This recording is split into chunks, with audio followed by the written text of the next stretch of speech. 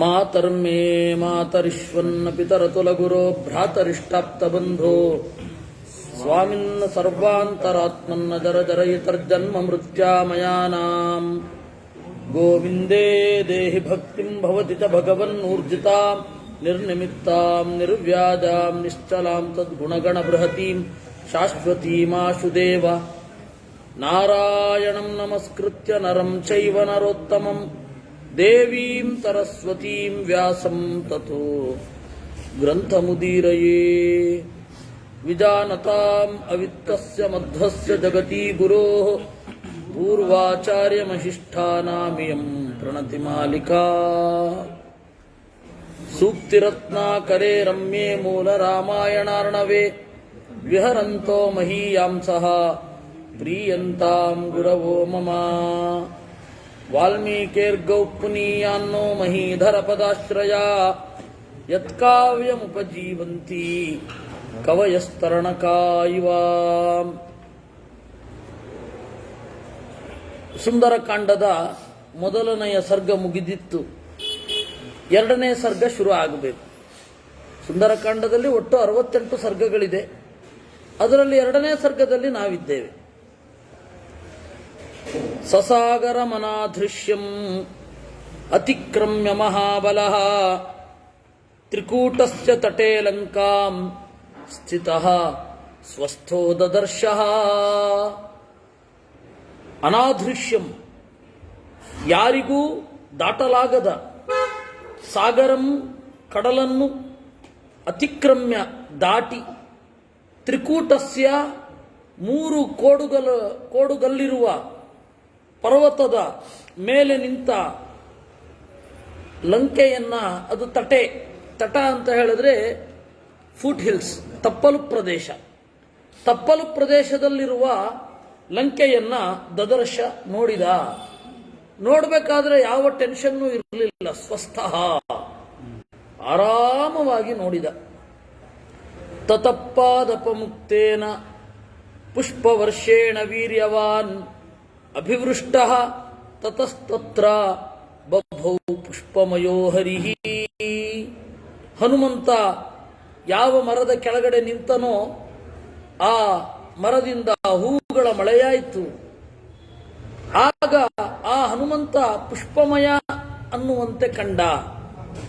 ಯೋಜನಾನಾಂ ಶರತಂ ಶ್ರೀಮಾನ್ ತೀರ್ಥ್ವಾಪ್ಯುತ್ತಮ ವಿಕ್ರಮಃ ಅನಿಶ್ವಸನ್ ಕಪಿಸ್ತತ್ರ ನಗ್ಲಾನಿಮಧಿಗಚ್ಚತಿ. ಯೋಜನಾನಾಂ ಶತಂ, 100 ಯೋಜನಗಳನ್ನು ಆರಾಮವಾಗಿ ದಾಟಿದ. ಹೇಳ್ತಾರೆ ಉತ್ತಮ ವಿಕ್ರಮ ಅಂತ. ವಿಕ್ರಮ ಅಂದ್ರೆ ಹೆಜ್ಜೆ. ಉತ್ತಮ ವಿಕ್ರಮ, ಉತ್ಕೃಷ್ಟವಾದ ಹೆಜ್ಜೆಯವನು. ಅನಿಶ್ವಸನ್ ಕಪಿಹಿ, ನಿಟ್ಟುಸಿರೇ ಬಿಡಲಿಲ್ಲ. ನಗ್ಲಾನಿ ಮಧಿಗಚ್ಚತಿ, ದಣಿವಾಗಲಿಲ್ಲ. ಶತಾನ್ಯಹಂ ಯೋಜನಾನಾಂ ಕ್ರಮೇಯುಂ ಸುಬಹುನ್ಯಪಿ ಕಿಂ ಪುನಃ ಸಾಗರಸ್ಯಾಂತಂ ಸಂಖ್ಯಾತಂ ಶತಯೋಜನಂ. ಶತಾನ್ಯಹಂ ಯೋಜನಾನಾಂ, 100 ಯೋಜನವೇ, ಹಲವು 100 ಯೋಜನಗಳನ್ನು ಆರಾಮವಾಗಿ ದಾಟಬಲ್ಲೆ. ಕಿಂಪುನ ಸಾಗರಸ್ಯಾಂತಂ, ಈ ಕಡಲಿನ ಕೊನೆಯನ್ನು ದಾಟಿದ್ದಕ್ಕೆ ದಣಿವಾಗುವುದೇ. ಸತು ವೀರ್ಯವತಾಂ ಶ್ರೇಷ್ಠಃ ಪ್ಲವತಾಮಪಿ ಚೋತ್ತಮಃ ಜಗಾಮ ವೇಗವಾನ್ ಲಂಕಾಂ ಲಂಘಯಿತ್ವಾ ಮಹೋದಧಿಂ.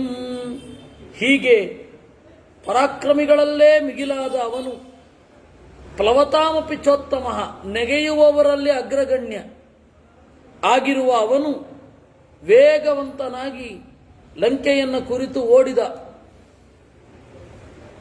ಸಮುದ್ರದ ಕೂಡಲೇ ಅದು ಶುರು ಆಗಲ್ಲ. ಯಾವುದೇ ಊರಾಗಲಿ ಸಮುದ್ರ ಮುಗಿದ ಕೂಡಲೇ ಊರು ಶುರು ಆಗತ್ತಾ? ಸಮುದ್ರ ಮುಗಿದ ಮೇಲೆ ಒಂದಷ್ಟು ಖಾಲಿ ಪ್ರದೇಶಗಳಿರುತ್ತೆ, ಕೆಲವೊಮ್ಮೆ ಕಾಡುಗಳಿರುತ್ತೆ. ಬೆಟ್ಟ ಇದ್ರಂತೂ ಬೆಟ್ಟದ ಕೆಳಗಡೆ ಕಾಡುಗಳೆಲ್ಲ ಕಾಣ್ತಾ ಬಂದು ಕ್ರಮೇಣ ದೂರ ಹೋದರೆ ಊರು ಸಿಗೋದು. ಓಡ್ಕೊಂಡು ಹೋದಂತೆ ಹನುಮಂತ ವೇಗವಾಗಿ ಹೋಗ್ತಾ ಇದ್ದಾನೆ. ಮಧ್ಯದಲ್ಲಿ ಶಾದ್ವಲಾನಿ ಚ ನೀಲಾನಿ ಗಂಧವಂತಿ ವನಾನಿ ಚ ಮಧುಮಂತಿ ಚ ಮಧ್ಯೇನ ಜಗಾಮನಗವಂತಿ ಚ. ಶಾದ್ವಲಾನಿ ಚ ನೀಲಾನಿ, ನೀಲಿ ಬಣ್ಣದ ಹುಲ್ಲುಗಾವಲುಗಳನ್ನು ದಾಟಿದ. ಒಳ್ಳೆ ಪರಿಮಳ ಬರ್ತಾ ಇತ್ತು. ಗಂಧವಂತಿ ವನಾನಿ ಚ ಮಧುಮಂತಿ ಚ ಮಧ್ಯೇನ, ಅನೇಕ ಜೇನುಗಳು ತುಂಬಿರುವ ಕಾಡುಗಳ ನಡುವೆಯಿಂದ ಓಡಿದ, ಮರಗಳ ನಡುವೆಯಿಂದ ಓಡಿದ. ಶೈಲಾಂಶ್ಚ ತಸ್ಮಾನ್ ಛನ್ನಾನ್ ತರು ಸಂಛನ್ನಾನ್ ವನರಾಜಿಶ್ಚ ಪುಷ್ಪಿತಾ ಅಭಿಚಕ್ರಾಮ ತೇಜಸ್ವಿ ಹನುಮಾನ್ ಪ್ಲವಗರ್ಷಭ. ತರು ಸಂಛನ್ನಾನ್, ಮರಗಳಿಂದ ಮುಚ್ಚಿದ, ಶೈಲಾನ್ ಗುಡ್ಡಗಳನ್ನು ದಾಟಿದ, ವನರಾಜಿಶ್ಚ ಪುಷ್ಪಿತಾ ಹೂ ತಳೆದ ಕಾಡುಗಳನ್ನು ದಾಟಿದ. ಹೀಗೆ ವೇಗವಾಗಿ ದಾಟಿದ. ಸತಸ್ಮಿನ್ ಅಚಲೇ ತಿಷ್ಠನ್ ವನಾನಿ ಉಪವನಾನಿ ಚ ಸನಗಾಗ್ರೇ ಸ್ಥಿತಾಂ ಲಂಕಾಂ ದದರ್ಶ ಪವನಾತ್ಮಜ. ಹೀಗೆ ವೇಗವಾಗಿ ಹೊರಡ್ತಾ ಬೆಟ್ಟದ ಪ್ರದೇಶಗಳು, ಬೆಟ್ಟದ ಕಾಡುಗಳು ಮುಗಿಲಿಕ್ಕೆ ಬಂದಾಗ, ನಗಾಗ್ರೆ ಅಂದ್ರೆ ಬೆಟ್ಟದ ಮೇಲೆ ಅಂತ ಅರ್ಥ ಮಾಡಬಾರದು, ಬೆಟ್ಟ ಎಲ್ಲ ಮುಗಿಲಿಕ್ಕೆ ಬಂದಾಗ ಲಂಕೆಯನ್ನು ಕಂಡ. ಸರಳಾನ್ ಕರ್ಣಿಕಾರಾಂಶ್ಚ ಖರ್ಜೂರಾಂಶ್ಚ ಸುಪುಷ್ಪಿತಾನ್ ಪ್ರಿಯಾಲಾನ್ ಮುಚುಲಿಂದಾಂಶ್ಚ ಕುಟಜಾನ್ ಕೇತಕಾನಪಿ. ಬಯಲು ಪ್ರದೇಶ ಬರ್ತಾ ಇತ್ತು. ಆಗ ಕರ್ಣಿಕಾರ, ನಮಗೆ ಆಶ್ಚರ್ಯ ಆಗೋದು ಅಂದರೆ ಖರ್ಜೂರದ ಮರ ಇಲ್ಲಿಯೂ ಕೂಡ ಬೆಳೆಸಬಹುದು ಅಂತ ಒಬ್ಬರು ಹೇಳಿದ್ದಾರೆ. ಅದು ಮರುಭೂಮಿಯಲ್ಲೇ ಬೆಳೆಯಬೇಕಾಗಿಲ್ಲ, ಖರ್ಜೂರ ಇತ್ತಂತೆ. ಆಮೇಲೆ ಪ್ರಿಯಾಲಾನ್ ಮುಚುಲಿಂದಾನ್ಶ್ಚ ಕುಟಜಾನ್, ಕುಟಜ ಅಂತಂದ್ರೆ ಬೆಟ್ಟದ ಮಲ್ಲಿಗೆ, ಕೇತಕಾನ್ ಅಂದ್ರೆ ಕೇದಗೆ, ಪ್ರಿಯಂಗೂನ್ ಗಂಧ ಪೂರ್ಣಾಂಶ್ಚ ನೀಪಾನ್ ಸಪ್ತಚ್ಛದಾನ್ಸ್ತಥಾ ಅಸನಾನ್ ಕೋವಿದಾರಾಂಶ್ಚ ಕರವೀರಾಂಶ್ಚ ಪುಷ್ಪಿತಾನ್. ಅಡಿಕೆ ಮರಗಳು, ಆಮೇಲೆ ಗಿಡದ ನದಿಯ ತೀರಗಳಲ್ಲಿ ಬಿಡುವ ಮರಗಳು ನೀಪ ಅಂತ ಕರೀತಾರೆ. ಸಪ್ತಚ್ಛದಾನ್ ಅಂದ್ರೆ 7 ಪಾಲೆ ಮರ ಅಂತ ಕರೀತಾರೆ. ಆಮೇಲೆ ಅಸನ ಅಂತಂದ್ರೆ ಪಗಡೆ ಮರ ಅಂತ ಕರೀತಾರೆ. ಕೋವಿದಾರ ಕಂಚುವಾಳದ ಮರ. ಕರವೀರ ಅದು ದಾಸವಾಳದ ಹಾಗೆ ಕೆಂಪಗೆ ಇರುತ್ತೆ ಅದು, ಅದನ್ನ ಪುಷ್ಪಭಾರ ನಿಬದ್ಧಾನ್ಶ್ಚ ತಥಾ ಮುಕುಲಿತಾನಪಿ ಪಾದಪಾನ್ ವಿಹಗಾ ಕೀರ್ಣಾನ್ ಪವನಾಧೂತಮಸ್ತಕಾನ್. ಪುಷ್ಪಭಾರ ನಿಬದ್ಧಾಂಶ್ಚ, ಹೂ ಗಂಚಲುಗಳಿಂದ ಬಾಗಿರುವ ಇನ್ನು ಅನೇಕ ಮುಕುಲಿತಾನಪಿ, ಮುಚ್ಚಿದ, ಇನ್ನಷ್ಟೇ ತೆರೆದುಕೊಳ್ಳಬೇಕು ಆ ತರಹದ ಪಾದಪಾನ್ ವಿಹಗಾ ಕಿರಣಾನ್, ಹಕ್ಕಿಗಳಿಂದ ತುಂಬಿರುವ ಮರ. ಪವನಾಧೂತ ಮಸ್ತಕಾನ್, ಗಾಳಿಗೆ ತಲೆಯನ್ನ ಆಡಿಸುತ್ತಿರುವ ಮರಗಳನ್ನು ಕಂಡ. ಹಂಸಕಾರಂಡವ ಕಿರಣ ವಾಪಿ ಪದ್ಮೋತ್ಪಲಾವೃತಾ ಆಕ್ರೀಡಾನ್ ವಿವಿಧಾನ್ ರಮ್ಯಾನ್ ವಿವಿಧಾಂಶ್ಚ ಜಲಾಶಯಾನ್. ಹಂಸ, ಆಮೇಲೆ ನೀರ್ಕಾಗೆ, ಇವುಗಳಿಂದ ತುಂಬಿರುವ ಇಳಿಭಾವಿಗಳು. ಪದ್ಮೋತ್ಪಲಾವೃತಾ, ತಾವರೆ ನೈದಿಲೆಗಳಿಂದ ಕೂಡಿರುವವುಗಳು. ಆಕ್ರೀಡಾನ್ ವಿವಿಧಾನ್ ರಮ್ಯಾನ್, ಥರಥರದ ಆಟದ ಬಯಲುಗಳು, ರಮ್ಯವಾದ ಜಲಾಶಯಗಳು, ಇವುಗಳನ್ನು ದಾಟ್ತಾ ಹೋದ. ಸಂತತಾನ್ ವಿವಿಧೈರ್ವೃಕ್ಷೈಃ ಸರ್ವರ್ಥ ಫಲಪುಷ್ಪಿತೈ ಉದ್ಯಾನಾನಿ ಚ ರಮ್ಯಾಣಿ ದದರ್ಶ ಕಪಿಕುಂಜರಃ. ನಿಬಿಡವಾದ ಮರಗಳಿರುವ, ಎಲ್ಲ ಋತುಗಳಲ್ಲಿ ಹೂ ಹಣ್ಣುಗಳನ್ನು ತಳೆಯುವ, ಮನುಷ್ಯರು ಮಾಡಿದ ಉದ್ಯಾನ ಅಷ್ಟೇ, ಉದ್ಯಾನವನ ಹೇಳಬಾರದು, ಅದು ಪುನರುಕ್ತಿ ಆಗುತ್ತೆ. ಹೇಳಬಾರ್ದು. ಅಷ್ಟೇ ಹೇಳಬಾರ್ದು. ಯಾಕೆ ಈ ಕ್ಯಾಚ್ ಹಿಡಿ ಅಂತ ಹೇಳ್ತಾ ಇದೀವಲ್ಲ ಈಗ ಅಂದರೆ ಆಯ್ತು, ಇನ್ನಷ್ಟು ತಪ್ಪುಗಳನ್ನು ಮಾಡಿಕೊಂಡು ಹೋಗುವುದು ಅಂತ ಇದೇ ಹೇಳ್ತಾ ಇದ್ದೀವಿ. ಇದನ್ನು ಹೇಳಬಹುದು. ಶುದ್ಧವಾದ ಪ್ರಯೋಗವನ್ನ ಮಾಡಬೇಕು. ಅದೊಂದು ವಾಗ್ವ್ರತ ಅಂತ. ಐತರೇಯ ಉಪನಿಷತ್ತಿನಲ್ಲಿ ಮತ್ತೆ ಅನೇಕ ಬ್ರಾಹ್ಮಣಗಳಲ್ಲಿ ಇದೂ ಒಂದು ಉಂಟು, ವಾಗ್ವ್ರತ. ಏನು? ಆದಷ್ಟು ಶುದ್ಧವಾಗಿ ಮಾತಾಡೋದು. ಆಮೇಲೆ ನೆಕ್ಸ್ಟು ಅದರ ಅವಯವಗಳಿಂದ ಹೊರಡುವ ಅರ್ಥಗಳಿಗೆ ಸಂಬಂಧಪಟ್ಟು ಮಾತನಾಡೋದು.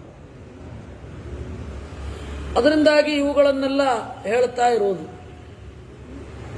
ಇನ್ನೇನೂ ಅಲ್ಲ.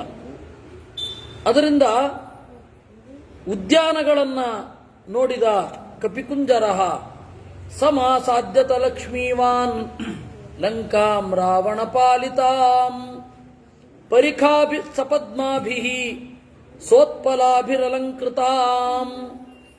ಲಕ್ಷ್ಮೀವಾನ್, ಒಳ್ಳೆಯ ಲಕ್ಷಣ ಇರುವ ಆ ಹನುಮಂತ, ರಾವಣ ಪಾಲಿತಾಂ, ರಾವಣನಿಂದ ಪಾಲಿಸಲ್ಪಟ್ಟ ಲಂಕೆಯನ್ನು ನೋಡಿದ, ಪರಿಖಾಭಿಸ್ತ ಪದ್ಮಾಭಿಹಿ, ಜಲದುರ್ಗ ಅಂತ ಹೇಳ್ತಾರೆ. ಕೋಟೆಯ ಪಕ್ಕದಲ್ಲಿ ಆಳವಾದ ನೀರು ಇರಬೇಕು. ಅಲ್ಲಿ ಮೊಸಳೆ ಮೊದಲಾದವುಗಳೆಲ್ಲ ಇರಬೇಕು.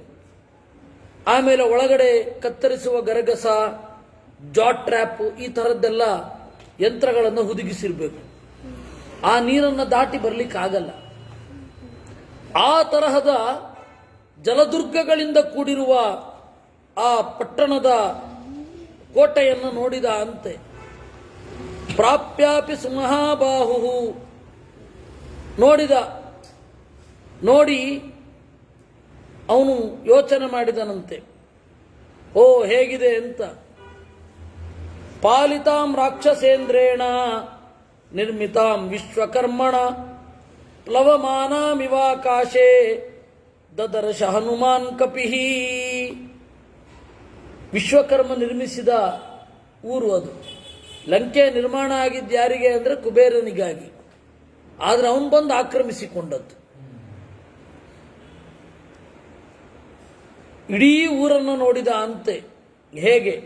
ವಪ್ರಪ್ರಾಕಾರ ಜಘನಾಂ ವಿಪುಲಾಂಬು ವನಾಂಬರಾಂ ಶತಘ್ನಿ ಶೂಲಕೆ ಶಾಂತಂ ಅಟ್ಟಾಲಕಾವತಂ ಸಕಾಂ.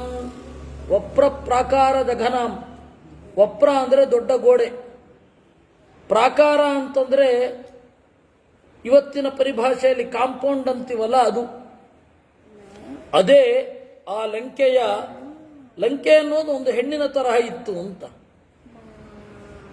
ಆ ಲಂಕೆ ಅಂತನ್ನುವ ಹೆಣ್ಣು ವಪ್ರ ಪ್ರಾಕಾರ ಜಘನ, ಕಾಲಿನಿಂದ ಹಿಡಿದು ಅವಳ ಸೊಂಟದ ತನಕ ಯಾವುದು ಅಂತಂದ್ರೆ ಕೋಟೆಯ ಗೋಡೆಗಳು, ಬಲವಾದ ಪ್ರಹರಿ ಗೋಡೆಗಳು ಆ ಲಂಕೆ ಎಂಬ ಹೆಣ್ಣಿನ ಸೊಂಟದ ತರಹ ಇತ್ತು.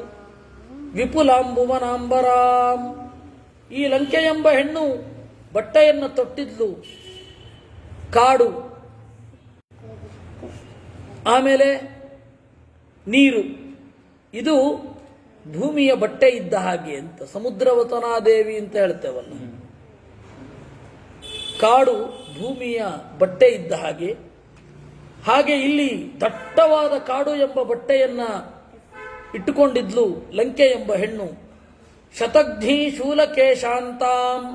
ಅವಳ ತಲೆ ಹೇಗೆ ಇತ್ತು? ಕೂದಲು ಇರುತ್ತೆ, ತಲೆಗೂದಲು ಇರುತ್ತೆ. ಇವಳದೇ ಹೇಗೆ ಅಂತಂದ್ರೆ 100 ಜನರನ್ನು ಹೊಡೆಯುವ ಯಂತ್ರ, ಆಮೇಲೆ ಶೂಲ, ಇವೇ ತಲೆಗೂದಲ ತುದಿ ಇದ್ದ ಹಾಗೆ ಇತ್ತು. ಅಟ್ಟಾಲಕಾವತಂಸಕಾಂ. ಬಾಲ್ಕನಿ ಮತ್ತೆ ವಾಚ್ ಟವರ್ಸ್, ಅದನ್ನು ಅಟ್ಟಾಲಕ ಅಂತ ಕರೀತಾರೆ. ಅದೇ ಅವಳ ಆಭರಣ ಇದ್ದ ಹಾಗೆ ಇತ್ತು. ಒಂದು ಊರು ಎಷ್ಟು ಚಂದ ಕಾಣಬಹುದು, ಒಂದು ಊರು ಭದ್ರವಾಗಿ ಸೆಕ್ಯೂರ್ಡ್ ಆಗಿ ಹೇಗೆ ಇರಬಹುದು, ಎಲ್ಲವನ್ನು ವ್ಯಾಖ್ಯಾನ ಮಾಡಿ ಆಯಿತು. ಅದನ್ನು ಕಾವ್ಯ ರೂಪಕದಲ್ಲಿ ಬೇರೆ ಕೊಟ್ಟರು. ಮನಸೇವ ಕೃತಾಮಲಂಕಾಂ ನಿರ್ಮಿತಾಂ ವಿಶ್ವಕರ್ಮಣ ದ್ವಾರಮುತ್ತರಮಾಸಾದ್ಯ ಚಿಂತಯಾಮಾಸ ವಾನರಃ ಮನಸೇವ ಕೃತಾಂ ಲಂಕಾಂ. ನಮ್ಮ ಮನಸ್ಸಿಗೆ ಒಂದು ಸ್ವಾತಂತ್ರ್ಯ ಕೊಟ್ಟರೆ ಒಂದು ಊರು ಹೀಗಿರ್ಲಿ ಅಂತ, ನಿಮ್ಮ ಮನಸ್ಸಿನ ಹಾಗೆ ಒಂದು ಊರು ರೂಪುಗೊಳ್ಳುತ್ತೆ ಅಂದರೆ ನಾವೊಂದು ಊರನ್ನು ಹೇಗೆ ಮಾಡ್ತೇವೆ? ಒಬ್ಬ ಒಳ್ಳೆ ಚಿತ್ರಕಾರ ಬರೆದಿರ್ತಾನಲ್ಲ ಆ ತರಹ ಅಷ್ಟು ಸುಂದರವಾಗಿ ಮಾಡ್ತೇವೆ. ಹಾಗೆ ಇದು ಮನಸಾಯುವ ಕೃತಾಂ ಲಂಕಾಂ, ಈ ತರಹ ಇದ್ರೆ ಚಂದ ಕಾಣುತ್ತೆ ಅಂತ ಅಂದುಕೊಂಡ ಹಾಗೆ ನಿರ್ಮಾಣ ಮಾಡಿದ್ದಾನೆ ಈ ಊರನ್ನ ಯಾರು? ವಿಶ್ವಕರ್ಮ. ಇಲ್ಲಿಗೆ ದ್ವಾರಮುತ್ತರಮಾಸಾಧ್ಯ, ಆಚೆಯ ದ್ವಾರಕ್ಕೆ ಬಂದ. ಅವನಿಗೆ ಮುಂಬಾಗಲು ಯಾವುದು ಹಿಂಬಾಗಲು ಯಾವುದು ಅಂತ ಗೊತ್ತಾಯಿತು. ಯೋಚನೆ ಮಾಡಿದ ಅಂತೆ, ಕೈಲಾಸ ನಿಲಯ ಪ್ರಕ್ಷಂ ಆಲಿಖಂತಮಿವಾಂಬರಂ ಧ್ರಿಯಮಾಣಮಿವಾಕಾಚಂ ಉಚ್ಛ್ರಿತೈರ್ಭವನೋತ್ತಮೈ. ಕೈಲಾಸ ನಿಲಯ ಪ್ರಕ್ಷೈ, ಕೈಲಾಸದಂತೆ ಬೆಳ್ಳಗಿನ ಮನೆಗಳು. ಆಲಿಖಂತಮಿವಾಂಬರಂ, ಆಗಸವನ್ನು ಕೆತ್ತುತ್ತವೋ ಎಂಬಂತೆ ಇರುವ ಚೂಪಾದ ಗೋಪುರಗಳು. ಧ್ರಿಯಮಾಣಮಿವಾಕಾಚಂ ಉಚ್ಛ್ರಿತೈ ಭವನೋತ್ತಮೈ, ಆಕಾಶವನ್ನೇ ಹೊತ್ತಿವೆಯೋ ಎಂಬಂತೆ ಇತ್ತು. ಅಂದರೆ ಅಷ್ಟು ಎತ್ತರದ ಸ್ಕೈ ಸ್ಕ್ರೇಪರ್ಸ್, ಅಷ್ಟು ದೊಡ್ಡ ಬಿಲ್ಡಿಂಗ್ಗಳಿದ್ವು. ಸಂಪೂರ್ಣಾಂ ರಾಕ್ಷಸೈರ್ಘೋರೈ ನಾಗೈರ್ಭೋಗವತೀಮಿವಾ ಅಚಿಂತ್ಯಾಂ ಸುಕೃತಾಂ ಸ್ಪಷ್ಟಾಂ ಕುಬೇರಾಧ್ಯುಷಿತಾಂ ಪುರಾ. ಎಲ್ಲ ಘೋರವಾದ ರಾಕ್ಷಸರಿಂದ ತುಂಬಿರುವ ಅದು ಒಂದು ಕಾಲದಲ್ಲಿ ಕುಬೇರ ವಾಸ ಮಾಡುತ್ತಾ ಇದ್ದ ಜಾಗ. ಕುಬೇರ ಅಧ್ಯುಷಿತಾಂ ಪುರ. ದಂಷ್ಟ್ರಭಿರ್ಬಹುಭಿಶ್ಚೂರೈ ಶೂಲ ಪಟ್ಟಿಸಪಾಣಿಭಿ. ಶೂಲ ಪಟ್ಟಿಸ ಅಂತಂದ್ರೆ ಸುತ್ತಿಗೆ, ಅವುಗಳನ್ನು ಹಿಡಿದುಕೊಂಡು ಓಡಾಡುತ್ತಾ ಇರುವ. ದಂಷ್ಟ್ರಭಿ ವಕ್ರವಾದ ಕೋರೆದಾಡಗಳಿರುವ ಘೋರವಾದ ರಾಕ್ಷಸರ ಕಾವಲಿರುವ ಈ ಪಟ್ಟಣವನ್ನು ನೋಡಿದನಂತೆ. ತಸ್ಯಾಶ್ಚ ಮಹತೀಂ ಗುಪ್ತಿಂ, naturally it is secured, naturally it is protected. ಆ ತರಹ ಇದೆ ಈ ಊರು. ಅದನ್ನು ನೋಡಿದ. ಸಾಗರಂಚ ನಿರೀಕ್ಷಸ, ಇಲ್ಲಿಗೆ ಬಂದರೂ ತಡಿಲಿಕ್ಕಾಗಲ್ಲ, ಒಡಿಲಿಕ್ಕಾಗಲ್ಲ.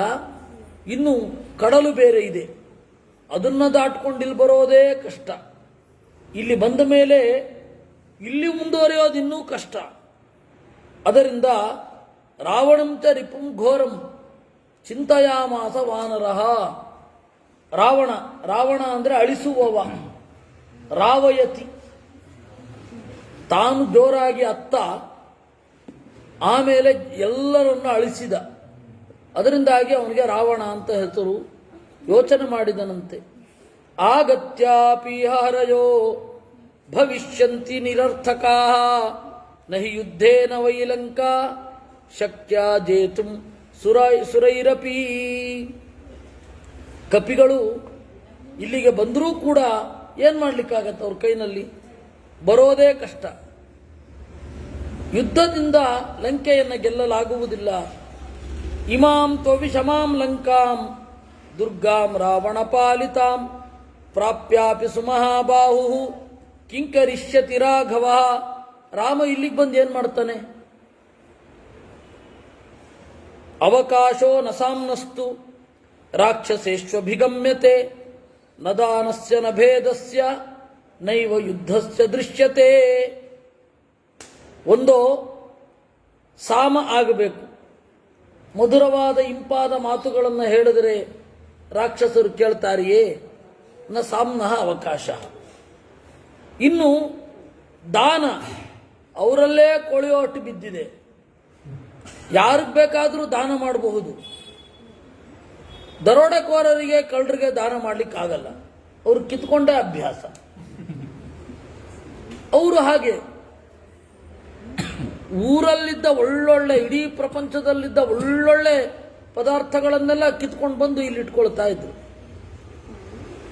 ಅದರಿಂದಾಗಿ ಏನು ಮಾಡೋದು? ದಾನ ಆಗಲ್ಲ. ಇನ್ನೇನು ಮಾಡಬೇಕು? ಭೇದ. ಭೇದ ಅಂದರೆ ಇಬ್ಬರು ರಾಕ್ಷಸರ ಪಡೆಗಳ ಮಧ್ಯೆ ಬೆಂಕಿ ಹಚ್ಚಬೇಕು. ಕೇಳೋದೇ ತಯಾರಿಲ್ಲ ಅವರು. ಯಾಕೆಂದರೆ ದುಷ್ಟರು ಅವ್ರಿಗಿಂತ ದುರ್ಜನರ ಹತ್ತಿರನೇ ಮೆತ್ತಗಿರೋದು. ದುಷ್ಟರನ್ನು ನಿಗ್ರಹಿಸಲಿಕ್ಕೆ ಅವ್ರಿಗಿಂತ ದುರ್ಜನರು ಬೇಕು. ಹೀಗಾಗಿ ಇದೊಂದು ಕಷ್ಟ. ಈ ಹಿನ್ನೆಲೆಯನ್ನು ನೋಡಿದಾಗ ಯುದ್ಧಕ್ಕೂ ಕಾರಣ ಇಲ್ಲ. ಇಲ್ಲಿ ಹೇಗೆ ಬರ್ತಾರೆ? ಚತುರ್ಣಾಮೇವ ಹಿ ಗತಿ ವಾನರಾಣಾಂ ತರಸ್ವಿನಾಂ ವಾಲಿಪುತ್ರಸ್ಯ ನೀಲಸ್ಯ ಮಮ ರಾಜ್ಞಶ್ಚ ಧೀಮತಃ. 4 ಜನ ಕಪಿಗಳು ಇಲ್ಲಿಗೆ ಬರಬಹುದು. ನಾನೀಗಾಗಲೇ ಬಂದ್ಬಿಟ್ಟಿದ್ದೀನಿ. ಇನ್ನು ಸುಗ್ರೀವ ಬರಬಹುದು, ನೀಲ ಬರಬಹುದು, ಆಮೇಲೆ ಅಂಗದ ಬರಬಹುದು. ವಾಲಿಪುತ್ರಸ್ಯ ನೀಲಸ್ಯ ಯಾವಜ್ಜಾನಾಮಿ ವೈದೇಹೀಂ ಯದಿ ಜೀವತಿ ವಾನವ ತತ್ರೈವ ಚಿಂತಯಿಷ್ಯಾಮಿ ದೃಷ್ಟ್ವಾ ತಾಂ ಜನಕಾತ್ಮಜಾಂ. ಇದಕ್ಕಿಂತ ಮೊದಲು ಸೀತೆ ಬದುಕಿದಳೋ ಇಲ್ವೋ ಅದು ಗೊತ್ತಿಲ್ಲ. ಅವಳನ್ನು ನೋಡಿದ ಮೇಲೆ ಕಾರ್ಯ ತೀರ್ಮಾನ ಮಾಡಬೇಕು ಅಂತ ಹೀಗೆ ಚಿಂತನಾ ಲಹರಿ ಹೊರಟಿದೆ. ಅಲ್ಲ, ಈ ತರಹದ ಥಾಟ್ ವೇವ್ಸ್ ಬರಲೇಬಾರದಲ್ವಾ? ಯಾಕೆ? ಅವನ ಸಂಪಾತಿ ಹೇಳ್ಬಿಟ್ಟಿದ್ದಾನಲ್ಲ, ಅಲ್ಲಿ ಸೀತೆ ಇದ್ದಾಳೆ ಅಶೋಕವನದಲ್ಲಿ, ಇಂದ್ರ ಕೊಟ್ಟ ಅನ್ನದಿಂದ, ಅಮೃತಮಯವಾದ ಅನ್ನದಿಂದ ಬದುಕು ಉಳಿಸಿಕೊಂಡಿದ್ದಾಳೆ ಅಂತ ಹೇಳಿದಾನ. ಇನ್ನೇನು? ಹೌದು, ಅದಕ್ಕೆ ಮಧ್ವಾಚಾರ್ಯರು ಉತ್ತರ ಕೊಟ್ಟಿದ್ದು. ಹನುಮಂತನೂ ಕೂಡ ಈ ತರಹದ ಬುದ್ಧಿ ವಿಕಲ್ಪವನ್ನು ಮಾಡ್ತಾ ಇದ್ದ. ಜನಸಾಮಾನ್ಯರು ಕೆಲಸ ಮಾಡುವ ಮುಂಚೆ 1000 ಯೋಚನೆಗಳು ಅವರನ್ನು ಮುತ್ತಿರುತ್ತೆ. ನಮ್ಮನ್ನೆಲ್ಲ ಹೀಗಾಗತ್ತೋ ಏನೋ, ಹೀಗಾಗತ್ತೋ ಏನೋ, ಅದನ್ನೇ ಅವನು ಅನುಸರಿಸಿ ತೋರಿಸಿದ. ತತಸ್ಸ ಚಿಂತಯಾಮಾಸ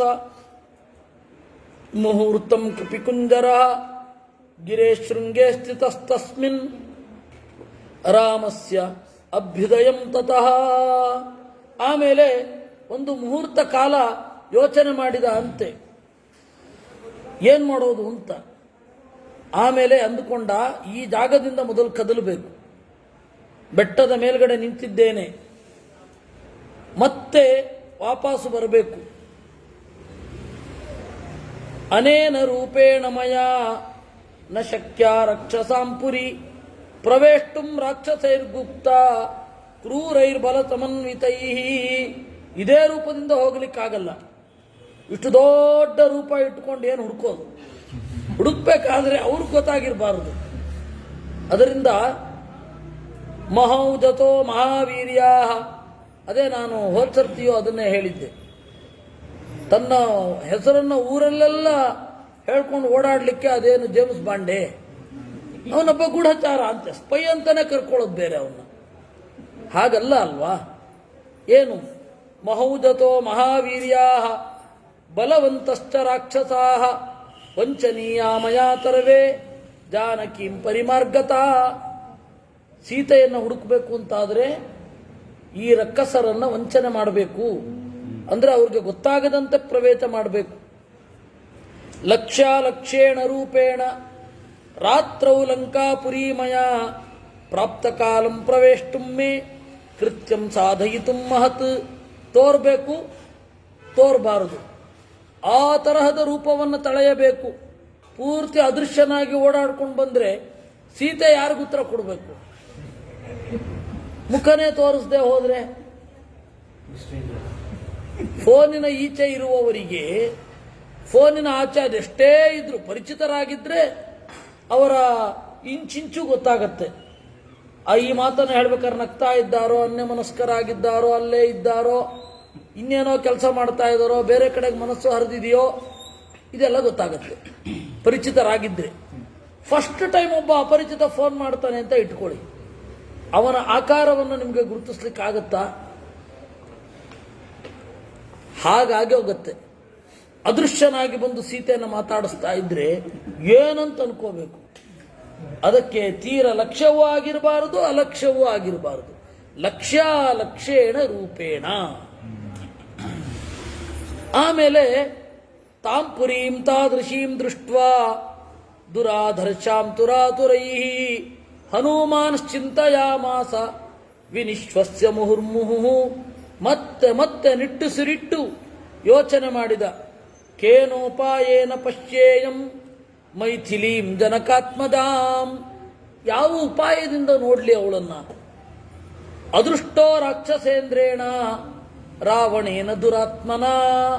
ನಾನ್ ನೋಡೋದು ರಾವಣನಿಗೆ ಗೊತ್ತಾಗಬಾರದು. ನವಿನಶ್ಯೇತ್ ಕಥಂ ಕಾರ್ಯಂ ರಾಮಸ್ಯ ವಿದಿತಾತ್ಮನಃ. ರಾಮನ ಕೆಲಸ ಹಾಳಾಗಬಾರದು. ಏಕಾಮೇಕಸ್ತು ಪಶ್ಯೇಯಂ ರಹಿತೆ ಜನಕಾತ್ಮದಾಂ. ಒಬ್ಬಳನ್ನೇ ನೋಡಬೇಕು. ನಾನು ಒಬ್ಬನೇ ನೋಡಬೇಕು. 10 ಜನ ನನ್ನನ್ನು ಹಿಡ್ಕೊಂಡು ಹೋಗಿ ಸೀತೆಯ ಹತ್ರ ನಿಲ್ಲಿಸಿದ್ರೆ ಸರಿ ಹೋಗಲ್ಲ. ಅವಳು 10 ಜನರ ಜೊತೆಗಿರ್ತಾರೆ, ಆಗಲೂ ಸರಿ ಹೋಗಲ್ಲ. ಅದರಿಂದಾಗಿ ನಾನು ನೋಡಬೇಕು. ನವಿನಶ್ಯೇತ್ ಭೂತಾಶ್ಚಾರ್ಥ ವಿನಶ್ಯಂತಿ ದೇಶಕಾಲ ವಿರೋಧಿತಾ ವಿಕ್ಲವಂ ದೂತಮಾಸಾದ್ಯ ತಮ ಸೂರ್ಯೋದಯೇ ಯಥಾ. ಒಬ್ಬ ದೂತನಿಗೆ, ಒಬ್ಬ ಅಂಬಾಸಿಡರ್ಗೆ ಏನು ಗುಣ ಇರಬೇಕು ಅಂತಂದ್ರೆ ದೇಶ ಕಾಲ ವಿರೋಧಿತಾ. ದೇಶ ಕಾಲ ವಿರುದ್ಧವಾಗಿ ಒಬ್ಬ ನಡೆದು ಬಿಟ್ರೆ, ಯಾವ ಟೈಮಿನಲ್ಲಿ ನಾನು ಈ ಮಾತನ್ನ ಹೇಳಬೇಕು ಅನ್ನೋದು ಗೊತ್ತಾಗದೆ ಹೋದ್ರೆ ಹೋದ ಕೆಲಸ ಎಲ್ಲ ಹಾಳಾಗೋಗುತ್ತೆ. ವಿಕ್ಲವಂ ದೂತಮಾಸಾದ್ಯ ತಮ ಸೂರ್ಯೋದಯೇ ಯಥಾ. ವಿಕ್ಲವ ಅಂತಂದ್ರೆ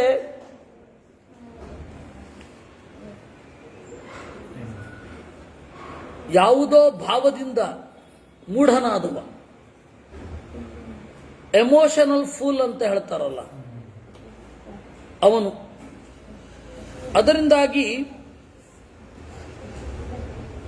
ಅವನೇನು ಮಾಡಿದ? ಯೋಚನೆ ಮಾಡಿ ಈ ಕೆಟ್ಟ ದೂತ ಹಾಳು ಮಾಡಿಬಿಡ್ತಾನೆ. ನಾವು ಹೇಳಲಿಕ್ಕೆ ಹೋಗಿ ಜಾಸ್ತಿ ಡ್ಯಾಮೇಜ್ ಆಗೋದೇ ಇರುತ್ತೆ.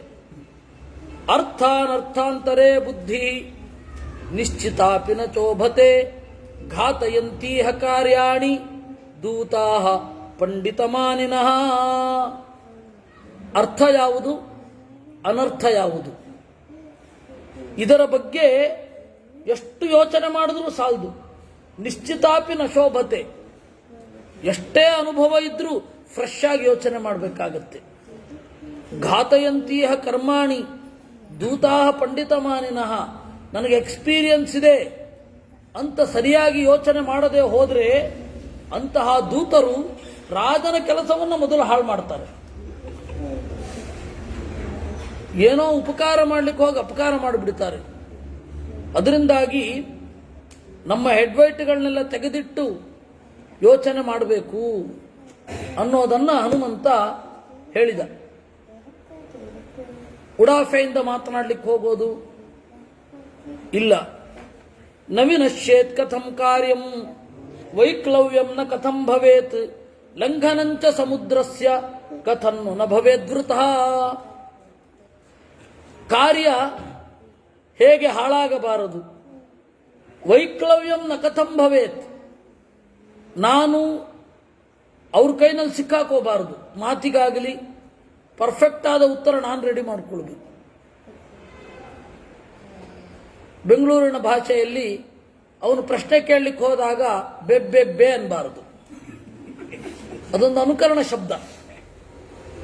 ಏನೋ ಕೇಳಲಿಕ್ಕೆ ಹೋದಾಗ ಇವನು ಏನು ಗೊತ್ತಾಗದೆ ನಿಂತು ಬಿಟ್ರೆ ಗತಿ ಏನು? ಸರಿಯಾಗಿ ಪ್ರಶ್ನೆ ಮಾಡಿದರೆ ಉತ್ತರ ಕೊಡ್ಲಿಕ್ಕೆ ಬರೋದು ಬಹಳ ಅಪರೂಪ. ಅಲ್ಲ, ಪತ್ರಕರ್ತರು ಪ್ರಶ್ನೆ ಮಾಡ್ತಾರಲ್ಲ ಅಂದ್ರೆ ಅವ್ರು ಏನ್ ಪ್ರಶ್ನೆ ಮಾಡಬೇಕು ಅನ್ನೋದೇ ಗೊತ್ತಿಲ್ಲ, ಏನೇನೋ ಮಾಡ್ತಾ ಇರ್ತಾರೆ.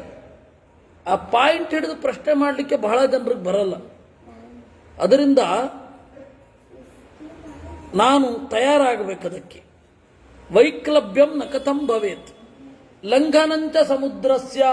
ಕಡಲು ದಾಟಿ ಬಂದಿದ್ದೇನೆ, ವ್ಯರ್ಥ ಆಗಬಾರದು. ಅಲ್ವಾ? ದೂರದ ತನಕ ಬಂದು ಏನನ್ನು ಯಾವುದಕ್ಕೆ ಬಂದಿರ್ತೇವೋ ಅದನ್ನು ನೋಡಲಾಗದೆ ಬಂದರೆ, ಬದರಿಗೆ ಬಂದು ದೇವರ ದರ್ಶನ ಆಸ್ತಿಕನೋರ್ವ ಬದರಿಗೆ ಬಂದು ದೇವರನ್ನು ನೋಡದೆ ಹಾಗೆ ವಾಪಸ್ ಹೊಟ್ಟೋದ್ರೆ ಹಾಗೆ. ಅದರಿಂದಾಗಿ ಅದನ್ನು ಉದಾಹರಣೆ ಹೇಳಿದ್ದು, ಒಳಗಡೆ ಇದ್ದವನಿಗೆ ಮೂರ್ತಿಯಲ್ಲಿ ಬೇಕಿಲ್ಲ, ಅದು ಬೇರೆ. ಆ ತರಹ ಹೇಳಿದ್ದು. ಯಾವುದಕ್ಕಾಗಿ ಇದನ್ನ ನೋಡಬೇಕು ಅಂತ ಬಂದಿರ್ತಾನೋ ಅದನ್ನು ನೋಡ್ಲಿಕ್ಕಾಗದೇ ಇದ್ರೆ ಅಂತ, ಅಷ್ಟು ವೇಸ್ಟ್. ಹಾಗೆ ನಾನು ಸಮುದ್ರವನ್ನು ದಾಟಿದ್ದೇನೆ, ಕಡಲನ್ನು ದಾಟಿದ್ದೇನೆ, ಈ ಕಡಲನ್ನು ದಾಟಿದ್ದೇ ವೇಸ್ಟ್ ಆಗೋದ್ರೆ? ನಹಿ ಶಕ್ಯಂ ಕ್ವಚಿತ್ ಸ್ಥಾತುಂ ಮಯಿ ದೃಷ್ಟೇತು ರಕ್ಷೋಭಿ ರಾಮಸ್ಯ ವಿದಿತಾತ್ಮನಃ ಭವೇದ್ವ್ಯರ್ಥಮಿದಂ ಕಾರ್ಯಂ ರಾವಣಾನರ್ಥಮಿಚ್ಛತಃ. ನಾನು ರಕ್ಕಸರ ಕಣ್ಣಿಗೆ ಮೊದಲೇ ಬಿದ್ದರೆ ರಾಮನ ಕೆಲಸ ಪೂರ್ತಿ ವ್ಯರ್ಥ ಆಗತ್ತೆ. ನಹಿ ಶಕ್ಯಂ ಕ್ವಚಿತ್ ಸ್ಥಾತುಂ ಅವಿಜ್ಞಾತೇನ ರಾಕ್ಷಸೈ ಅಪಿ ರಾಕ್ಷಸ ರೂಪೇಣ ಕಿಮುತಾನ್ಯೇನ ಕೇನಚಿತ್. ನಾನು ರಾಕ್ಷಸ ರೂಪದಿಂದ ಹೋದ್ರೂ ನನ್ನನ್ನು ಗುರುತಿಸ್ಬಿಡ್ತಾರೆ, ಇವನು ವಿಜಾತೀಯ ಅಂತ. ಅದೊಂದು ಸಮಸ್ಯೆ. ನಾನು ವೇಷ ಮಾತ್ರ ಬದಲಾಗಿರುತ್ತೆ, ಆದರೆ ವರ್ತನೆಗಳೆಲ್ಲ ರಾಕ್ಷಸರ ತರ ಇರಲ್ಲ. ಗೊತ್ತಾಗ್ಬಿಡಲ್ವಾ? ನಾನು ರಾಕ್ಷಸ ವೇಷವನ್ನು ಹಾಕಿಕೊಂಡು ಹೋದೆ ಅಂತ ಅಂದುಕೊಳ್ಳಿ, ಅವ್ರು ಮಾಡಿದ್ದನ್ನೆಲ್ಲ ಮಾಡ್ಲಿಕ್ಕಾಗತ್ತಾ? ಗೊತ್ತಾಗ್ಬಿಡತ್ತೆ. ರಾಕ್ಷಸ ವೇಷ ಹಾಕೊಂಡೋದ್ರೂ ಗೊತ್ತಾಗತ್ತೆ. ವಾಯುರಪ್ಯತ್ರ ನಾಜ್ಞಾತಃ ಚರೇದಿತಿ ಮತಿರ್ಮಮ ನಹ್ಯತ್ರ ಅವಿದಿತಂ ಕಿಂಚಿತ್ ರಕ್ಷಸಾಂ ಭೀಮಕರ್ಮಣಾಂ. ಗಾಳಿಯೂ ಕೂಡ ಗೊತ್ತಾಗದೆ ಇಲ್ಲಿ ಸುಳಿದಾಡುವುದಿಲ್ಲ, ಇದು ನನ್ನ ಅಭಿಪ್ರಾಯ. ಇಹಾಹಂ ಯದಿ ತಿಷ್ಠಾಮಿ ಸ್ವೇನ ರೂಪೇಣ ಸಂವೃತಃ ವಿನಾಚಮುಪಯಾಸ್ಯಾಮಿ ಭರ್ತುರರ್ಥಶ್ಚ ಹೀಯತೆ. ನನ್ನನ್ನು ನಾನು ತೋರಿಸಿಕೊಂಡ್ರೆ ರಾಮನ ಕೆಲಸ ಎಲ್ಲ ಹಾಳಾಗತ್ತೆ. ತದಹಂ ಸ್ವೇನ ರೂಪೇಣ ರಜನ್ಯಾಂ ಹ್ರಸ್ವತಾಂ ಗತಃ ಲಂಕಾಂ ಅಭಿಪತಿಷ್ಯಾಮಿ ರಾಘವಸ್ಯ ಅರ್ಥಸಿದ್ಧಯೇ. ಈ ರಜನ್ಯಾಂ ಇಳಿ ಸಂಜೆಯಲ್ಲಿ ನಾನು ಹೋಗಬೇಕು. ಹ್ರಸ್ವತಾಂ ಗತಃ ಪುಟ್ಟ ರೂಪವನ್ನು ಪಡೆಯಬೇಕು. ರಾವಣಸ್ಯ ಪುರೀಂ ರಾತ್ರೌ ಪ್ರವಿಶ್ಯ ಸುದುರಾಸದಾಂ ಪ್ರವಿಶ್ಯ ಭವನಂ ತರ್ವಂ ದ್ರಕ್ಷ್ಯಾಮಿ ಜನಕಾತ್ಮಜಾಂ. ಮೊದಲು ರಾವಣನ ಮನೆಗೆ ಹೋಗುತ್ತೇನೆ, ಸುತ್ತಾಡ್ತೇನೆ. ರಾವಣನ ಎಲ್ಲ ಮನೆಗಳನ್ನು ಸುತ್ತಾಡಿ ಸೀತೆ ಇದ್ದಾಳೋ ಇಲ್ವೋ ಅಂತ ನೋಡ್ತೇನೆ. ಇತಿ ನಿಶ್ಚಿತ್ಯ ಹನುಮಾನ್ ಸೂರ್ಯಸ್ಯಾಸ್ತಮಯಂ ಕಪಿಃ ಆತಕಾಂಕ್ಷೆ ತದಾ ವೀರೋ ವೈದೇಹ್ಯ ದರ್ಶನೋತ್ಸುಕಃ. ಈ ರೀತಿ ಹನುಮಂತ ಕಾದ ಸೂರ್ಯಾಸ್ತಮನ ಆಗುವ ತನಕ. ನೋಡಿ, ಅದನ್ನೇ ಹೇಳಿದ್ದು, ದೇಶ ಕಾಲ. ದೇಶ ಯಾವುದು? ಲಂಕೆ. ಅವರು ರಾತ್ರಿಯೇ ಜಾಗರೂಕರಾಗಿರ್ತಾರೆ, ನಿಶಾಚರರು. ನಮ್ಮಲ್ಲಿ ರಾತ್ರಿಡೀ ಜಾಗೃತವಾಗಿರುವ ಬೀದಿಗಳು ಕೆಲವಿರಬಹುದೇನೋ, ಕಮರ್ಷಿಯಲ್ ಸ್ಟ್ರೀಟು ಅದೆಲ್ಲ ಇರಬಹುದೋ ಏನೋ. ಅದು ಹೊಸ ವರ್ಷದಲ್ಲಿ ಇನ್ನೂ ಜಾಸ್ತಿ ಆಗತ್ತೆ, ಎಲ್ಲರೂ ಅನ್ಯಾಯ ಮಾಡಲಿ ಅಂತ ಅವ್ರದ್ದು ಬಯಕೆ. ಆ ಇಡೀ ದೇಶನೇ ಆಗಿತ್ತು ಲಂಕೆ. ಒಂದು ಬೀದಿ ಅಲ್ಲ, ಎರಡು ಬೀದಿ ಅಲ್ಲ, ಇಡೀ ದೇಶ ಆ ರೀತಿ ಇತ್ತು. ಅದರಿಂದ ಅಲ್ಲಿ ನಾನು ಆ ದೇಶದಲ್ಲಿ ಅವ್ರ ಥರ ರಾಕ್ಷಸ ವೇಷವನ್ನು ಹಾಕಿಕೊಂಡು ಹೋದರೆ ಅವ್ರ ಥರ ಇರ್ಲಿಕ್ಕಾಗಲ್ಲ. ಬೆಳಗ್ಗೆ ಹೋದರೆ ಗೊತ್ತಾಗತ್ತೆ, ಚಿಕ್ಕ ರೂಪ ಹೊತ್ತಿದ್ರೂ ಗೊತ್ತಾಗುತ್ತೆ, ಅದಕ್ಕೆ ರಾತ್ರಿ ಹೋಗಬೇಕು. ಹೀಗೆ ಅದನ್ನೇ ಅವನು ಹೇಳಿದ್ದು, ದೇಶ ಕಾಲ ವಿರೋಧಿಗಳಾಗಿ ಯೋಚನೆ ಮಾಡಿದರೆ ದೂತಾಹ ಪಂಡಿತ ಮಾನಿನಃ ನಾಶ ಮಾಡ್ತಾರೆ. ಅದರಿಂದ ಸೂರ್ಯೇ ಚಾಸ್ತಂಗತೆ ರಾತ್ರೌ ದೇಹಂ ಸಂಕ್ಷಿಪ್ಯ ಮಾರುತಿ.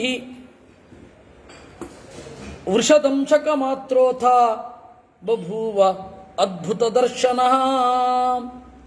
ಅವ ಏನು ಮಾಡಿದ, ಪ್ರದೋಷ ಕಾಲ ಅದನ್ನು ಕಾಯ್ತಾ ಸೂರ್ಯ ಅಸ್ತಂಗತನಾದ ಮೇಲೆ, ದೋಷ ಅಂದರೆ ರಾತ್ರಿ, ಪ್ರದೋಷ ಅಂದರೆ ರಾತ್ರಿಗಿಂತ ಮುಂಚೆ. ಬಹಳ ಜನಕ್ಕೇನು ಅಂದರೆ ಪ್ರದೋಷ ಅಂದರೆ ಬಹಳ ದೋಷ ಇರುವ ಕಾಲ ಅಂತ.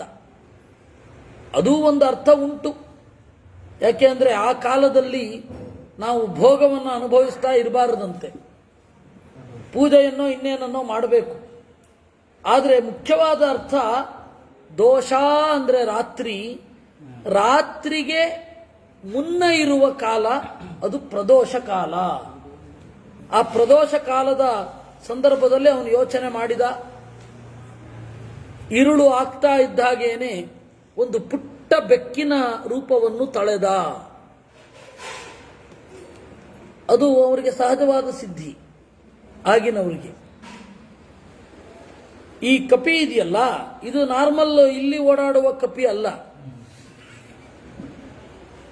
ಮನುಷ್ಯರು ಹೌದೋ ಅಲ್ವೋ ಅಂತ ಡೌಟ್ ಬರುವ ಹಾಗಿದ್ರು. ವಾನರ, ವಾನರ ಅಂತಂದ್ರೆ ಮನುಷ್ಯರು ಹೌದೋ ಅಲ್ವೋ ಅಂತ. ಮತ್ತೆ ಕಿನ್ನರ ಅಂದ್ರೆ ಅಲ್ಲಿಯೂ ಅಷ್ಟೇ, ಮನುಷ್ಯರು ಹೌದೋ ಅಲ್ವೋ ಅಂತ. ಆದ್ರೆ ಅವ್ರಿಗೆ ಕುದುರೆ ಮೊರೆ ಇರುತ್ತೆ. ಕಿಂಪುರುಷ ಅಂದ್ರೆ ಗಂಡಸು ಹೌದೋ ಅಲ್ವೋ ಅಂತ ಡೌಟ್ ಬಂದ್ರೆ ಅವರು ಕಿಂಪುರುಷ. ಹೀಗಾಗಿ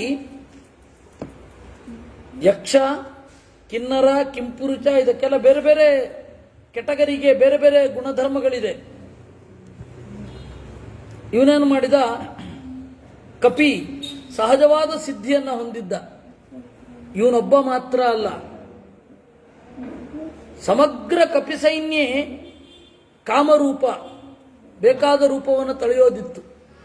ಅದರಿಂದಾಗಿ ರಾಮ ಒಂದು ಎಚ್ಚರ ಕೊಡ್ತಾನೆ, ಮನುಷ್ಯ ರೂಪದಲ್ಲಿ ನಾವು 7 ಜನ ಮಾತ್ರ ಯುದ್ಧ ಮಾಡ್ತೇವೆ, ನೀವು ಯಾವುದೇ ಕಾರಣಕ್ಕೂ ಮನುಷ್ಯ ರೂಪವನ್ನು ತಳೆಯತಕ್ಕದ್ದಲ್ಲ ಅಂತ ಒಂದು ಆರ್ಡರ್ ಪಾಸ್ ಮಾಡ್ತಾನೆ.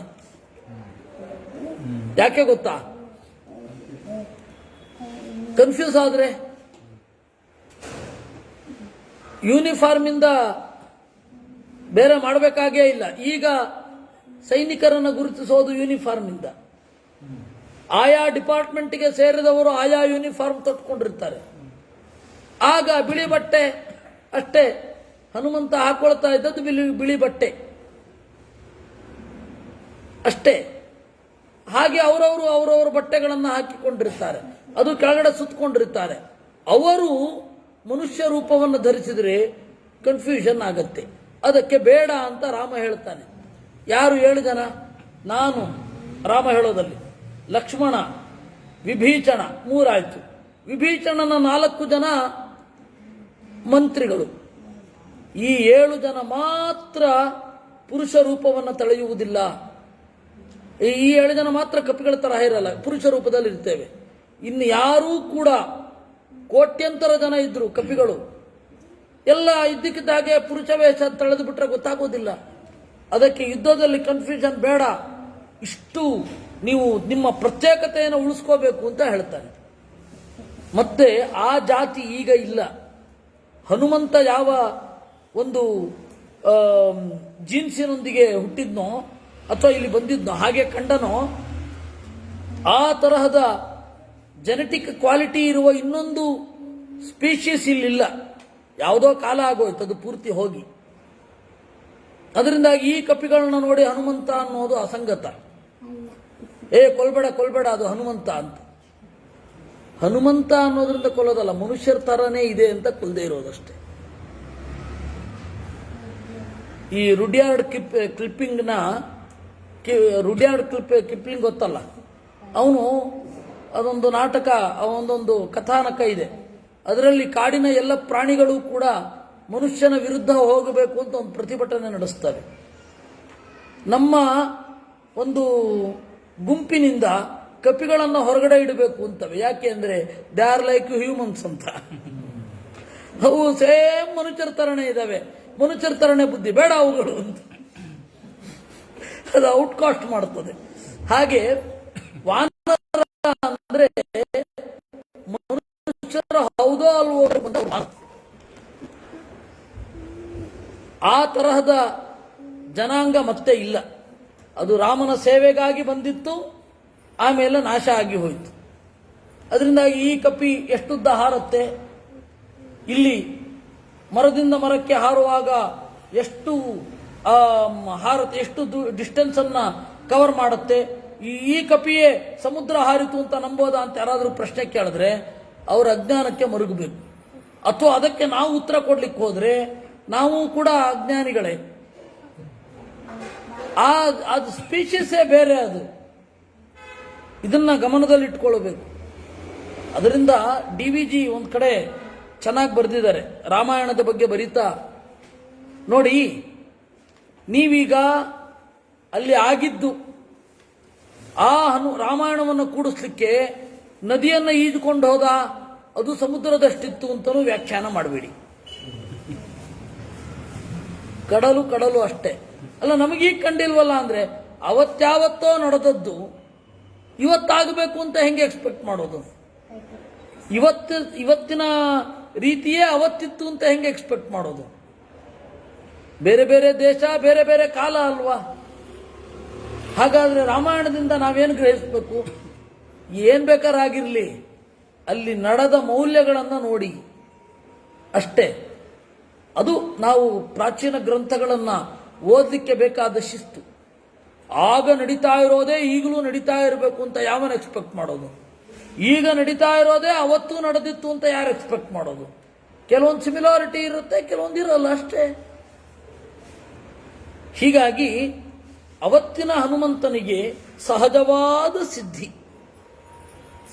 ಪ್ರಾಸಾದಮಾಲಾವಿತತಾಂ ಪ್ರವಿವೇಶ ಪುರೀಂ ರಮ್ಯಾಂ ಪ್ರವಿಭಕ್ತ ಮಹಾಪಥಾಂ. ಪಟ್ಟಣವನ್ನು ಪ್ರವೇಶ ಮಾಡಿದ. ಹೇಗಿತ್ತು ಅದು ಊರು? ಪ್ರವಿಭಕ್ತ ಮಹಾಪಥಾಂ, ಅಗಲವಾದ ರಸ್ತೆ, ಎಲ್ಲವೂ ಕೂಡ ಸ್ಪೇಷಿಯಸ್ ಆಗಿತ್ತು ಜಾಗ. ಯಾರೋ ದಾಳಿ ಮಾಡ್ಲಿಕ್ಕೆ ಬಂದದ್ರಿಂದಾಗಿ ಒತ್ತೊತ್ತಾಗಿ ನಿರ್ಮಾಣ ಆಗಿದ್ದು. ಸ್ಲಂ ನಿರ್ಮಾಣ ಆಗಿದ್ದೇ ಅಪರಾಧ ಮಾಡಿ ಪೊಲೀಸರಿಗೆ ಸಿಕ್ಕಿಕೊಳ್ಳಬಾರದು, ತಪ್ಪಿಸಿಕೊಳ್ಬೇಕು ಅಂತ ನಿರ್ಮಾಣ ಆಗಿದ್ದೇ ಹಾಗೆ. ಅವರು ಒಳ್ಳೆ ಅಗಲವಾಗಿರಬೇಕು, ಉದ್ದವಾಗಿರಬೇಕು, ಅದೆಲ್ಲ ಯಾಕೆ ಎಕ್ಸ್ಪೆಕ್ಟ್ ಮಾಡ್ತಾರೆ? ಆಮೇಲೆ ಅಂಥದ್ದೇ ಜಾಸ್ತಿ ಆಗ್ತಾ ಹೋಯಿತು. ಅದರಿಂದ ಪ್ರವಿಭಕ್ತ ಮಹಾಪಥಾಂ ಸ್ಪೇಷಿಯಸ್ ಆಗಿತ್ತು. ಪ್ರಾಸಾದಮಾಲಾವಿತತಾಂ ಸ್ತಂಭೈ ಕಾಂಚನ ಸನ್ನಿಭೈ. ಮನೆಗಳು ಬಹಳ ಮಹಡಿಗಳನ್ನು ಹೊಂದಿದ್ವು. ಕಾಂಚನ ಸನ್ನಿಭೈ ಸ್ತಂಭೈ, ಬಂಗಾರದ ಕಂಬಗಳಿದ್ವು. ಶಾತಕುಂಭ ನಿಭೈರ್ಜಾಲೈ ಗಂಧರ್ವ ನಗರೋಪಮಾಂ. ಕಿಟಕಿ ಏನಿದೆ ಅದು ಬಂಗಾರದ ರಸ ಇರುವ ಕಡ್ಡಿಗಳಿಂದ ಕೂಡಿತ್ತು. ಆ ತರಹದ ಸರಳುಗಳು, ಕಿಟಕಿಯ ಸರಳುಗಳು. ಸಪ್ತ ಭೌಮಾಷ್ಟ ಭೌಮೈಶ್ಚ ಸದದರ್ಶ ಮಹಾಪುರೀಂ. 7 ತಪ್ಪಿದರೆ 8 ಮಹಡಿಗಳಿರ್ತಿದ್ವಂತೆ. ಅದೊಂದು ವಿಶಿಷ್ಟ ವ್ಯವಸ್ಥೆ. ಅದರಿಂದಾಗಿ ಬಹಳ ಜನ ಹೇಳ್ತಾರೆ ಅಕ್ಬರನ ಕಾಲದವರೆಗೂ ಎತ್ತರದ ಬಹುಮಹಡಿ ಕಟ್ಟಡಗಳೇ ಇರಲಿಲ್ಲ ಭಾರತದಲ್ಲಿ ಅಂತ. ಬೇಕಿರಲಿಲ್ಲ. 2 ತಪ್ಪಿದ್ರೆ 3 ಮಹಡಿ ಸಾಕಿರ್ತಿತ್ತು. ಉದ್ದುದ್ದ ಕಟ್ಟಬೇಕು ಅಂತ ಯಾಕೆ ಬಯಸ್ತಾರೆ? ಜಾಗ ಕಡಿಮೆ ಆದಾಗಲ್ವಾ? ಆ ಅವಶ್ಯಕತೆನೇ ಇರಲಿಲ್ಲ. ಅದರಿಂದಾಗಿ ಉದ್ದ ಮಹಡಿಗಳನ್ನು ಕಟ್ತಾನೇ ಇರಲಿಲ್ಲ. ಉದ್ದ ಮಹಡಿಗಳನ್ನು ಕಟ್ತಾ ಇರಲಿಲ್ಲ ಅನ್ನೋದು ಅದೊಂದು ಹೆಗ್ಗಳಿಕೆ. ಕಟ್ತಾ ಇದ್ದೀವಿ ಅನ್ನೋದು ತಲೆ ತಗ್ಗಿಸುವ ವಿಚಾರ. ಡೆನ್ಸಿಟಿ ಆಫ್ ಪಾಪ್ಯುಲೇಷನ್ ಇದೆ ಅಂತ ಅರ್ಥ, ಜನಸಂಖ್ಯಾ ಸ್ಫೋಟ ಇದೆ ಅಂತ ಅರ್ಥ ಅಲ್ವಾ? ನಮಗೆ ಯಾವುದಕ್ಕೆ ಕ್ರೆಡಿಟ್ ತಗೋಬೇಕು ಅನ್ನೋದೇ ಗೊತ್ತಿಲ್ಲ. ನಾವು ಯಾವುದಕ್ಕೆ ಹೆಮ್ಮೆ ಪಡ್ತಾ ಇರ್ತೇವೆ ತಲೆ ತಗ್ಗಿಸುವಂತಹ ವಿಚಾರ ಆಗಿರುತ್ತದು. ನನ್ನ ಮಗ ಬಹಳ ಬಿಸಿ, ಟ್ಯೂಷನ್ ಅಂತ. ಅಯ್ಯೋ ದಡ್ಡ ಅಂತ ಒಂದು ಯೋಚನೆ ಮಾಡಬೇಕದು. ಸ್ಕೂಲಲ್ಲಿ ಒಂದೋ ಹೇಳ್ತಾ ಇರಲ್ಲ, ಒಂದೋ ಹೇಳಿದ್ರು ಇವನ್ಗೆ ಅರ್ಥ ಆಗ್ತಾ ಇರಲ್ಲ, ಒಂದೋ ಅವ್ರ ಕರ್ತವ್ಯ ಲೋಪ ಮಾಡ್ತಾ ಇದ್ದಾರೆ. ಇವೆಲ್ಲ ಯೋಚನೆಗೆ ಬರಲ್ಲ ನಮಗೆ. ಒಂದು ಫಾಲ್ಸ್ ಪ್ರೆಸ್ಟೀಜ್ ಮೇಲೆ ಜಗತ್ತು ನಡೆಯುತ್ತೆ. ಅದರಿಂದ ಬಹಳ ಉದ್ದವಾದ ಮಹಡಿಗಳಿತ್ತು. 7, 8, 10 ಮಹಡಿಗಳನ್ನು ಕಟ್ಟಿದ್ರು ಅಂದ್ರೆ ಯೋಚನೆ ಮಾಡಬೇಕಾದ ವಿಚಾರ. ಅಲ್ಲಿ ಹಾಗಿರ್ಲಿಲ್ಲ, ಆದರೆ ಇಲ್ಲಿ ಇತ್ತು ಅಂತ ಹೇಳ್ತಾರೆ. ಮಧ್ವಾಚಾರ್ಯರಿಗಿಂತ ಮೊದಲು 7, 8 ಮಹಡಿಗಳ ಕಟ್ಟಡ ಇತ್ತ ಅಂದ್ರೆ ಇತ್ತು. ಆದರೆ ಮುಸಲ್ಮಾನ ರಾಜರು ಮಾತ್ರ ಮಾಡಿಕೊಳ್ತಾ ಇದ್ದದ್ದು ಅದನ್ನು. ಯಾಕೆ ಅಂದ್ರೆ ಅವರಿಗೆ ನೀರು ಹತ್ತಿರದಲ್ಲಿರಬೇಕಾಗಿರ್ತಿರ್ಲಿಲ್ಲ. ನಮಗೆ ಒಂದು ಮಹಡಿ ಇದ್ರೆ ಆಯ್ತು. ನೀವು ಯಾವುದೇ ಮಠಗಳ ಹಳೆ ಕಟ್ಟಡವನ್ನು ನೋಡಿ, ಒಂದೇ ಮಹಡಿ, ಚಂದ್ರಶಾಲೆ, ಸೂರ್ಯಶಾಲೆ, ಕೆಳಗಡೆ ಒಂದು, ಮೇಲ್ಗಡೆ ಒಂದು, ಅದಕ್ಕಿಂತ ಮೇಲ್ಗಡೆ ಇಲ್ಲ. ಹಳೆ ಕಟ್ಟಡ ಹೇಳಿದ್ದು, ಮಠಗಳ ಹೊಸ ಕಟ್ಟಡ ಅಲ್ಲ. ಅದರಿಂದಾಗಿ ಸಪ್ತಭೌಮಾಷ್ಟಭೌಮೈಶ್ಚ 7, 8 ಮಹಡಿಗಳು ಇರ್ತಿದ್ವು, ಒಂದರ ಮೇಲೊಂದು ಇರ್ತಿದ್ವು. ಸ್ಥಳೈ ಸ್ಫಟಿಕ ಸಂಕೀರ್ಣೈ ಕಾರ್ತಸ್ವರ ವಿಭೂಚಿತೈ ತೈಸ್ತೈಶುಶಿಬಿರೇತಾನಿ ಭವನಾನ್ಯಥ ರಕ್ಷಸಾಂ. ಆಮೇಲೆ ಆ ಮನೆಗಳಿಗೆ ಒಳ್ಳೆ ಅಲಂಕಾರ ಇರ್ತಿತ್ತು. ಕಾಂಚನಾನಿ ವಿಚಿತ್ರಾಣಿ ತೋರಣಾನಿ ಚ ರಕ್ಷಸಾಂ. ಬಂಗಾರದ ತೋರಣಗಳು. ಲಂಕಾಂ ಉದ್ಯೋತಯಾಮಾಸು ಸರ್ವತಃ ಸಮಲಂಕೃತಾಂ. ಇಡೀ ಲಂಕೆಯನ್ನು ಬೆಳಗಿದವು. ಅಚಿಂತ್ಯಾಂ ಅದ್ಭುತಾಕಾರಾಂ ದೃಷ್ಟ್ವಾ ಲಂಕಾಂ ಮಹಾಕಪಿ ಆಸೀದ್ವಿಷಣ್ಣೋ ಹೃಷ್ಟಶ್ಚ ವೈದೇಶ್ಯಾದರ್ಶನೋತ್ಸುಕಃ. ಅದನ್ನು ನೋಡಿ ಖುಷಿ ಆಯ್ತಂತೆ, ಎಷ್ಟು ಚಂದ ಇದೆ ಅಂತ. ಸೌಂದರ್ಯ ಆಸ್ವಾದನೆ ಮಾಡಿದ್ಮೇಲೆ ದುಃಖ ಆಯ್ತಂತೆ, ಅಲ್ಲ ನೋಡ್ಲಿಕ್ಕೆ ಬಂದದ್ದು ಸೀತೆ ಏನಲ್ವಾ ಅಂತ. 2 ಸಪಾಂಡುರಾವಿದ್ಧ ವಿಮಾನ ಮಾಲಿನೀಂ ಮಹಾರ್ಹಜಾಂಬೂನದ ಜಾಲತೋರಣಾಂ ಯಶಸ್ವಿನೀಂ ರಾವಣ ಬಾಹುಪಾಲಿತಾಂ ಕ್ಷಪಾಚರೈರ್ಭೀಮ ಬಲೈ ಸುಪಾಲಿತಾಂ. ಹೀಗೆ ಸಪಾಂಡುರಾವಿದ್ಧ ವಿಮಾನ ಮಾಲಿನೀಂ. ವಿಮಾನ ಅಂದ್ರೆ ಎತ್ತರದ ಮಹಡಿ, ಬಿಳಿ ಮೋಡಗಳನ್ನ ತಾಗುವ ಎತ್ತರದ ಕಟ್ಟಡಗಳಿರುವ, ಬೆಲೆ ಬಾಳುವ ಬಂಗಾರದ ತೋರಣಗಳಿರುವ, ಒಳ್ಳೆಯ ಕೀರ್ತಿಯನ್ನು ಹೊಂದಿರುವ ಯಶಸ್ವಿನೀಂ. ರಾವಣನ ತೋಳುಗಳಲ್ಲಿ ಚೆನ್ನಾಗಿ ಇರುವ, ಕ್ಷಪಾಚರೈಹಿ ರಾತ್ರಿ ಓಡಾಡುವ ರಕ್ಕಸರಿಂದ ತುಂಬಿರುವ ಆ ಒಂದು ಪಟ್ಟಣವನ್ನು ನೋಡಿದ. ಚಂದ್ರೋಪಿ ಸಾಚಿವ್ಯಮಿವಾಸ್ಯ ಕುರುವನ್ ತಾರಾಗಣೈರ್ಮಧ್ಯಗತೋ ವಿರಾಜನ್ ಜ್ಯೋತ್ಸ್ನಾವಿತಾನೇನ ವಿತತ್ಯ ಲೋಕಾನ್ ಉತ್ತಿಷ್ಠತೇನೇಕ ಸಹಸ್ರ ರಶ್ಮಿ. ಈ ಹನುಮಂತನಿಗೆ ಚಂದ್ರನೂ ಕೂಡ ಗೆಳೆಯನಾಗಬೇಕು ಎಂಬಂತೆ ಉದಯಿಸಿದ. ಶಂಖಪ್ರಭಂ ಕ್ಷೀರಮೃಣಾಲವರ್ಣಂ ಉದ್ಗಚ್ಚಮಾನಂ ವ್ಯವಭಾತಮಾನಂ ದದರಚ ಚಂದ್ರಂ ಸಕಪಿ ಪ್ರವೀರಃ ಪೋಪ್ಲೂಯಮಾನಂ ಸರಸೀವ ಹಂಸಂ. ಶಂಖದಂತೆ ಬೆಳ್ಳಗಿರುವ ಕ್ಷೀರಮೃಣಾಲವರ್ಣಂ, ತಾವರೆಯ ದಂಟಿನ ಹಾಗೆ, ಹಾಲಿನ ಬಿಳುಪಿನ ಹಾಗೆ ಬಿಳಿಯಾಗಿ ಇರುವ, ವ್ಯವಭಾತಮಾನಂ ಎಲ್ಲೆಡೆ ಹೊಳೆಯುವ ಆ ಚಂದ್ರನನ್ನ ಕಂಡ. ಅದಕ್ಕೊಂದು ದೃಷ್ಟಾಂತ ಕೊಡ್ತಾರೆ. ಪೋಪ್ಲೂಯಮಾನಂ ಸರಸೀವ ಹಂಸಂ. ಸರೋವರದಲ್ಲಿ ಹಂಸ ಓಡಾಡ್ತಾ ಇದ್ರೆ ಹೇಗೆ, ಹಾಗೆ ಆ ಚಂದ್ರ ಕಾಣ್ತಾ ಇದ್ದ. ಅಂದ್ರೆ ಇಡೀ ಆಗಸ ಸರೋವರದಂತೆ ಕಂಡಿತು. ಹಾಗಿರುವ ಚಂದ್ರನನ್ನ ನೋಡಿದ ಅನ್ನುವಲ್ಲಿಗೆ 2ನೆಯ ಸರ್ಗ ಮುಗಿದಿದೆ. 3ನೇ ಸರ್ಗವನ್ನ ನಾಳೆ ನೋಡುವ. ಕೃಷ್ಣಾರ್ಪಣಮಸ್ತು.